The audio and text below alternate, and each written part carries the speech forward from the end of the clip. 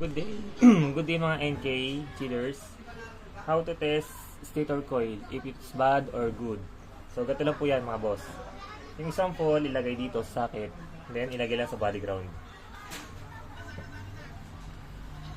Yan. So makikita mo meron beeping sounds. It means grounded na po siya. Ito po. Pakita mo ito. Pre. Yan. Beeping sounds. Yan. As ito pa. Second wiring, one pole, then sa yung second lap, dito kabila, meron din beeping sounds yan. Ito, lagyan mo ito. Yan.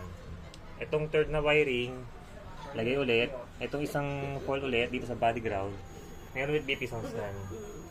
Eh yung cause na meron siyang grounded na. Yan. So, later, pakikita ko sa iyo yung burn ng coil ng stator. So, ito naman yung sa brand new. Yung brand new na coil,